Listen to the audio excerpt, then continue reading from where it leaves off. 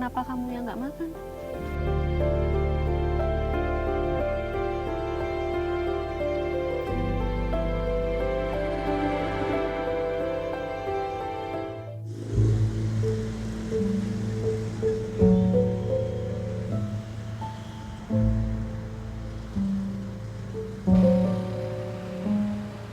Jamak sekali rasanya kita menemui pemandangan seperti ini di kota-kota besar, tidak terkecuali di Makassar, Sulawesi Selatan. Seorang ibu yang membawa anaknya untuk berjualan atau bekerja di pinggir jalan. Tetapi yang tidak banyak kita tahu adalah sebenarnya ada apa kisah di baliknya. Apakah rekayasa atau keterpaksaan karena kondisi. Ibu Kartini adalah seorang wanita spesial yang tetap berjuang walaupun di tengah keterbatasannya.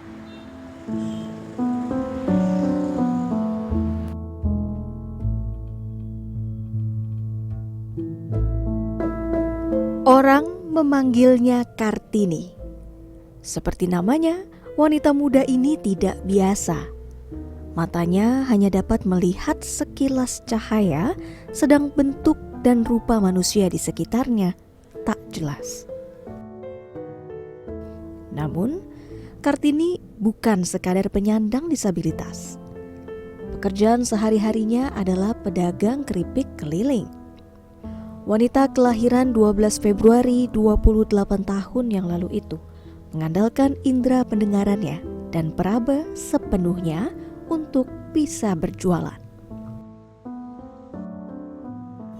Sambil menunggui pembeli mampir memborong dagangannya, sebagai ibu, Kartini terpaksa membawa kedua anaknya, Nabil yang masih berusia 2 tahun dan Naila 6 tahun.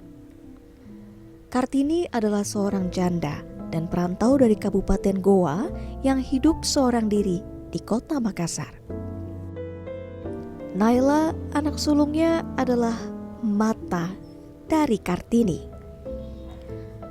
Sepulang sekolah, Naila biasa membantu ibunya berjualan, mulai dari menuntun saat berjalan hingga menerima uang dari pelanggan. Jendelanya itu sudah bisa tuntun saya.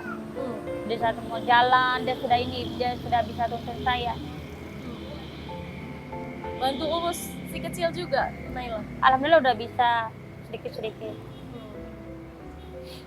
Kalau tanpa Naila juga sepertinya bunda kesusahan ya? Ya kesusahan juga sih, karena terkadang kalau misalkan ini ada diminta beli, kadang minta tolong sama dia.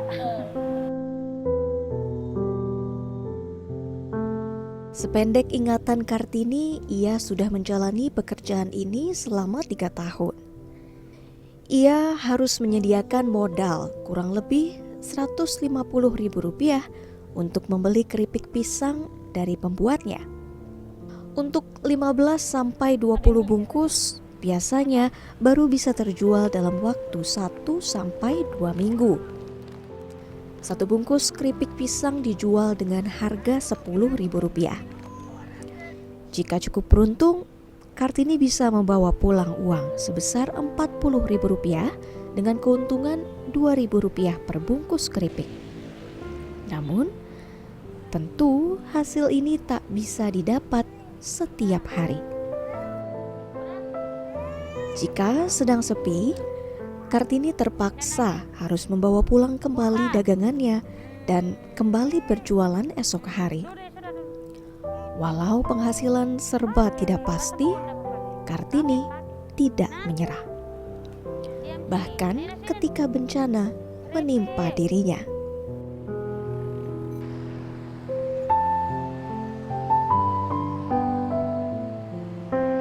Cuman pernah itu hanya berapa ya? Saya jualan hanya 4 jam kalau nggak salah di pinggir jalan. Lakunya itu hanya 3, hanya 3 bungkus. Tapi sampai ke hari saya sudah capek, udah saya pulang. Mana juga si kecil udah ngantuk, kepanasan, pulang sudah. Pas saya pulang jualan, saya dijemput sama tetangga kos saya. Terus anda jauh dari tempat jualan saya, sudah terjadi di situ kecelakaan. Pas itu habis kecelakaan sih sempat juga nih bosan di rumah. Sampai saya ini berpikiran kayak gimana ya, apakah saya masih bisa beraktivitas kembali seperti dulu atau gimana, sampai kapan saya merepotkan keluarga. Karena kemarin sempat merepotkan, beli beban sama keluarga, tinggal di kampung kemarin, nyimpan sama saudara. Sampai ini terkadang juga sih air mata saya jatuh, terkadang menyedihkan. Tapi saya pikir lagi ya, pasti ada jalan keluarnya. Semua itu pasti ada hikmahnya.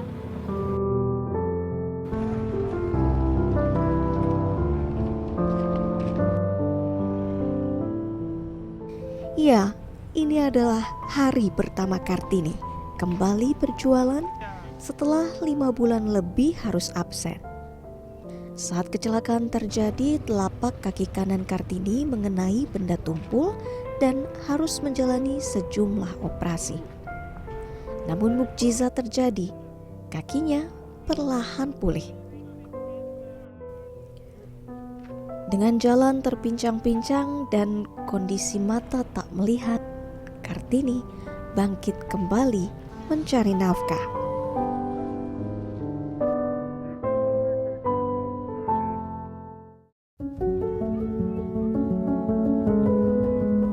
Bersama kedua anaknya, Kartini tinggal di kamar kos sempit berukuran 3x3 meter di Kecamatan Rapocini, Kota Makassar, Sulawesi Selatan. 3 tahun sudah mereka bertiga berbagi suka dan duka di kamar sederhana ini setelah suami Kartini meninggal dunia. Orang tua dan saudara Kartini semua tinggal jauh di kampung, tepatnya di Malakaji, Kabupaten Goa. Jaraknya sekitar 3 jam perjalanan darat dari kota Makassar. Kalau orang tua ada di kampung, saudara pun ada di kampung juga. Kenapa Bu tidak memilih untuk tinggal di kampung gitu setelah suami meninggal, memilih sendiri di sini? Saya gitu? lebih pilih sendiri, mandiri, karena saya tidak terlalu ini tidak merepotkan keluarga. Gak mau merepotkan keluarga. Iya.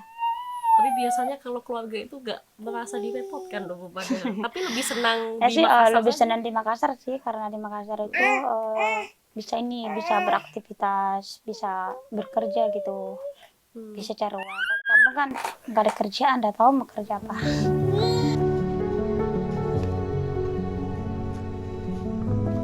Bagi Kartini, selagi masih ada kekuatan, ia akan berjuang memanfaatkan kelebihan diri. Keterbatasan fisik tidak menjadi halangan untuk hidup mandiri, sama seperti halnya orang normal lain.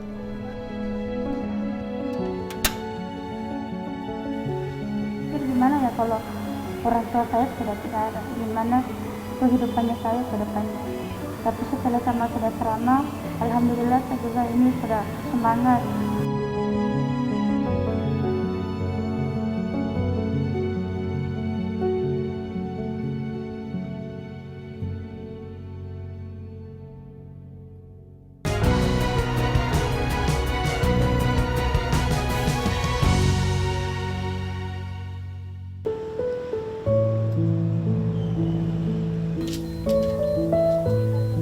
Kartini menjalankan 2 peran sekaligus dalam keluarga kecilnya, pencari nafkah dan ibu rumah tangga. Sepulang bekerja, tak ada jeda rasanya bagi dirinya untuk melepas lelah. Masih banyak pekerjaan rumah yang menumpuk harus segera dituntaskan.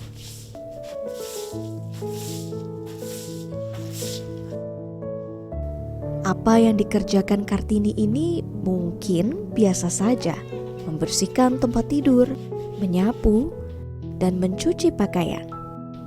Tapi lihatlah bagaimana terampil dan telitinya Kartini bekerja.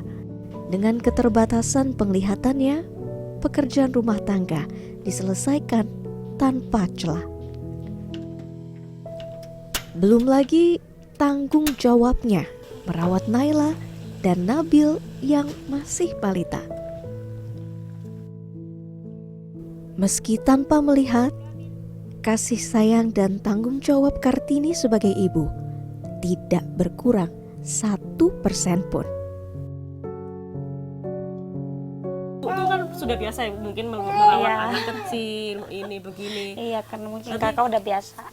Tapi Bu Kartini ini karena kondisinya spesial, Ibu.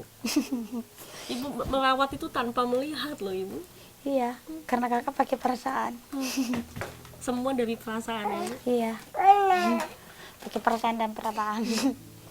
Berarti merawat anak-anak pun semua dengan perasaan. Iya. Ya. Masih panjang jalannya, Bu, anak-anak. Apa Ibu punya harapan untuk anak-anak? Harapan saya sih semoga si kecil kedepannya nanti dia kalau dia udah besar semoga dia jadi sukses. Saya pengen kasih sekolah baik-baik. Terus saya pengen juga si Nela saya masukin pesantren. Semoga dia jadi anak yang sukses, bisa bimbing saya.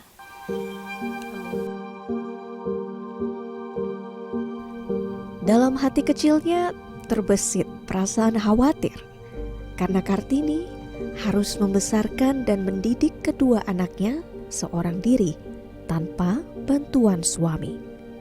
Terlebih sudah 20 tahun Kartini tidak bisa melihat dan kondisi matanya justru semakin memburuk.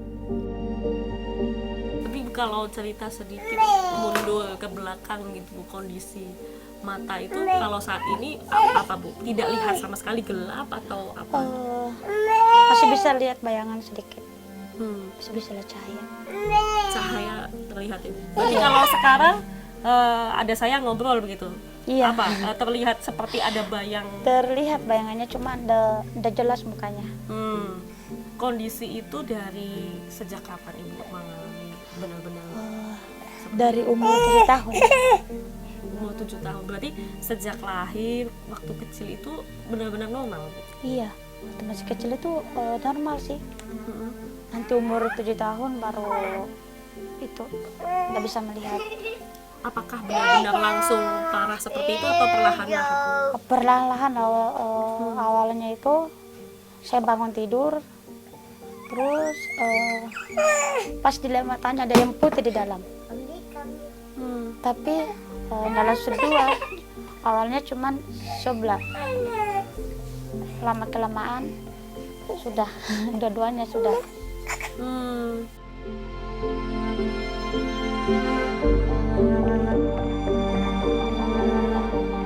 Lama sudah Kartini bahkan memendam keinginan untuk kembali melihat.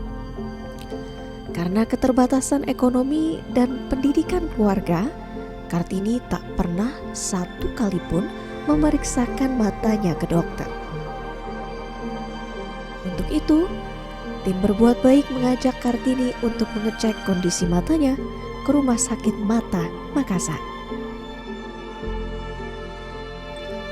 Sesampainya di sana, ada sejumlah prosedur dan pemeriksaan panjang yang harus dijalani Kartini.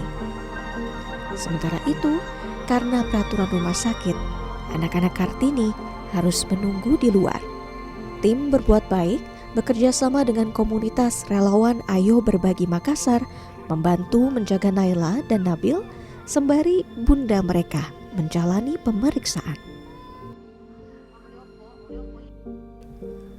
Untuk pertama kali dalam hidupnya, Kartini memeriksakan matanya. Hasilnya, ada lapisan katarak tebal pada lensa mata Kartini dan harus dilakukan operasi. Dokter mengatakan terlambat memang untuk mengobati katarak yang sudah terlanjur parah. Namun, lebih baik terlambat daripada tidak sama sekali. Selalu ada harapan bagi mereka yang tak patah semangat. Menurut penjelasan ibunya, itu kataraknya sudah sejak masih kecil. Nah, kalau sudah masih kecil artinya fungsi penglihatan sudah sangat menurun. Ini tadi kan dia cuma bisa lihat bayangan saja, tidak ada lagi benda yang bisa dia lihat. Dan yang menambah beratnya sebenarnya karena dia kita lihat ada gerakan bola mata kiri kanan ya, kiri kanan itu artinya dia mencari fiksasi. Jadi prosesnya adalah proses yang sudah lama. Jadi memang sangat terlambat sih sebenarnya kalau kita bicara. Kalaupun misalnya setelah operasi penglihatannya tidak begitu bagus dan memang kita sudah prediksi, itu masih bisa kita bantu dengan alat low vision. Low vision karena bisa optik maupun non optik. Dan kita di sini juga ada salah satu spesialis yang khusus menangani untuk low vision. Jadi setelah operasi mungkin saya akan rujuk ke dokter low visionnya. Sembari menjalani proses pemeriksaan, Kartini bercerita kepada kami tentang masa lalunya saat fungsi penglihatannya mulai berkurang. Dalam jangka waktu 20 tahun lebih, ada masa-masa Kartini hampir putus asa karena kondisinya. Tetapi segala kekurangan pada dirinya telah diterima, dipeluk, dan justru menjadi kekuatan. Bahkan hari itu saya sempat menangis karena saya pikir gimana ya kalau orang tua saya sudah tidak ada, gimana kehidupannya saya ke depannya. Tapi setelah saya masuk asrama, alhamdulillah saya juga ini sudah semangat. Karena kenapa? Saya sudah bisa berpendidikan, udah ada pengalaman juga. Tapi kalau dalam hati kecil sendiri gitu, ingin nggak sih Bu sebenarnya ingin lebih baik lagi Ingin melihat lebih lagi? baik melihat lagi kalau memang bisa. Berharap terus meskipun mungkin sudah parah tapi tetap ada keinginan untuk melihat kembali ya Bu. Insya Allah. Jadi sampai hari ini pun tetap semangat meskipun penglihatan juga terbatas. Alhamdulillah sampai saat ini saya tetap semangat. Padahal kalau dipikir, apalagi ya buat apa lagi saya hidup? Karena kenapa? Sudah buta, kaki habis dioperasi lagi, sudah pincang juga ya. Tapi ya saya berharap semoga saya ini tetap semangat. Harus ini jadi wanita yang kuat. Saya harus kuat demi anak-anak saya juga. Ada teman tongkat khusus tunanetra itu? Meski hari depan nampak kabur, Kartini optimistis dan terus berjuang. Kepada orang-orang seperti Kartini yang tak mau hanya berpangku tangan, kebaikan dari Sang Pencipta selalu datang dan segala jalan kemudahan selalu terbuka lebar. Bagi Bu Kartini, dunia tidak hanya dilihat dari mata, tetapi justru dirasa dari hati. Semangatnya justru jauh melebihi kita yang mungkin secara fisik jauh lebih sempurna. Dan hal ini menjadikannya menjadi sosok ibu yang luar biasa. Kisah selanjutnya datang dari sosok ibu hebat lainnya yang merawat anak spesialnya.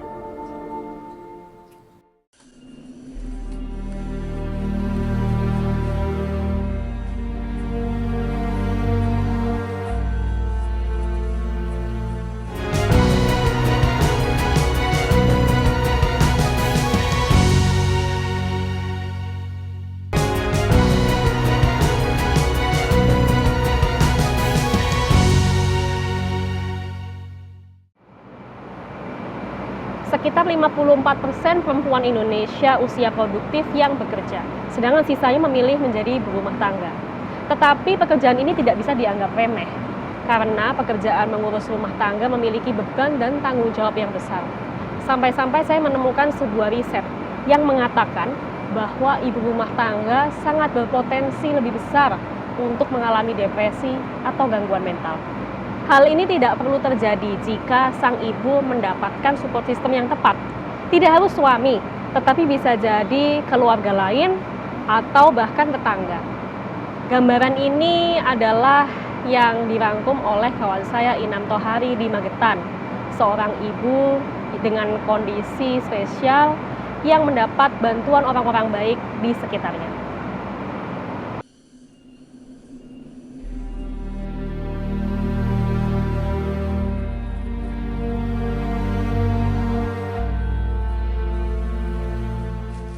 Seperti inilah keseharian Marsi.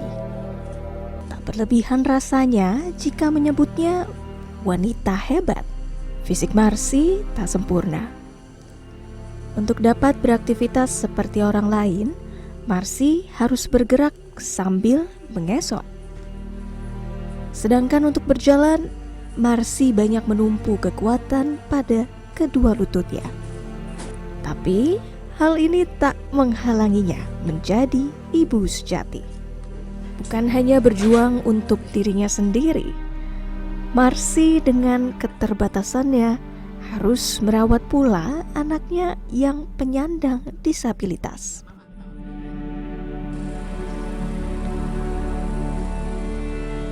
Supriyanto, anak sematawayangnya, berbeda dari lelaki muda seusianya.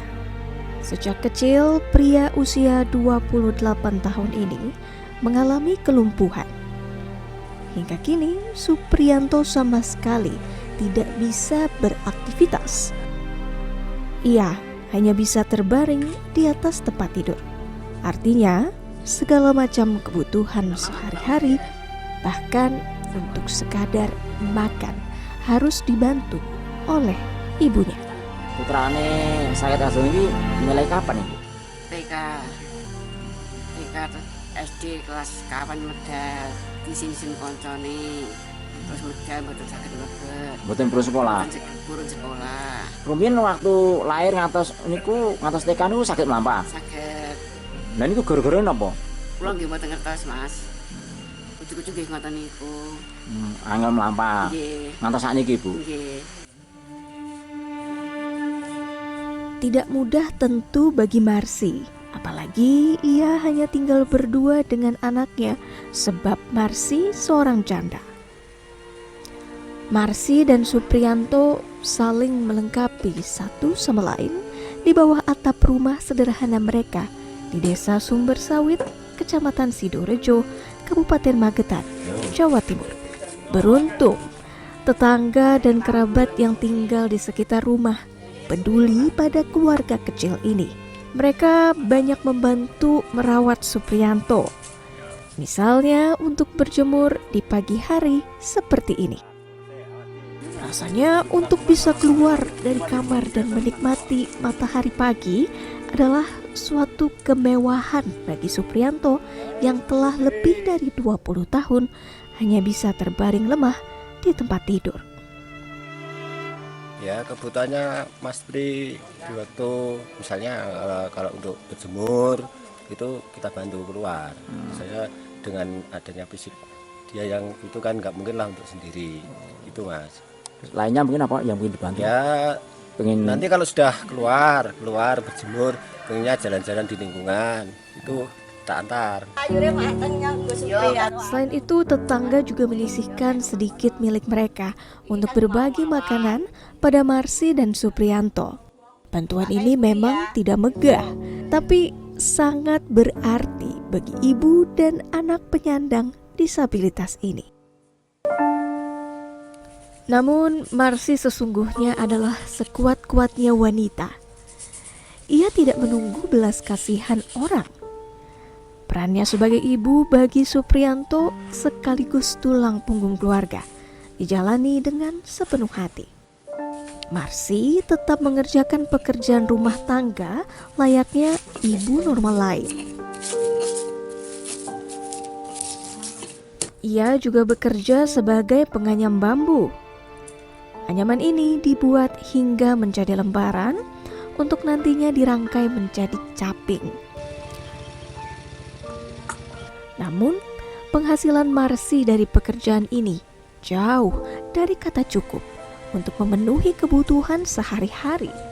Dalam satu hari, Marsi diupah Rp10.000. Sebagai warga dengan kondisi ekonomi rendah, Marsi sebenarnya sudah pernah mendapat bantuan dari program pemerintah. Di antaranya adalah program Keluarga Harapan dan bantuan pangan non-tunai. Namun, Marsi mengaku ia dan anaknya tak pernah menerima bantuan selama 2 tahun terakhir. Ekonomi Mas kok mboten cair-cair yo trene anake. Menurut perangkat desa, ada kekeliruan dalam pencatatan nomor induk kependudukan Supriyanto sehingga membuatnya tak bisa mendapat bantuan. Kesulitannya begini, jadi dulunya Supriyanto itu kan anggota dari cacat berat. Itu mendapat bulanan dari pusat. Terus semenjak aturan baru, cacat berat itu digabung dengan PKH. PKH dulu tidak bermasalah, tiap bulan juga lancar-lancar aja. Terus namun semenjak Bu Marsi ini diusulkan menjadi anggota BPNT, itu setelah kartunya Bu Marsi itu keluar, PKH-nya Supriyanto itu tidak keluar.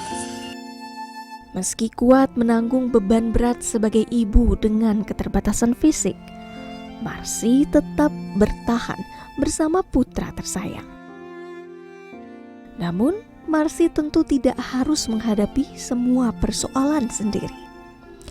Ia tetap berhak mendapat uluran tangan orang-orang baik di sekitarnya, terlebih dari negara yang menjamin hidup keluarga seperti Marsi dan Supriyanto.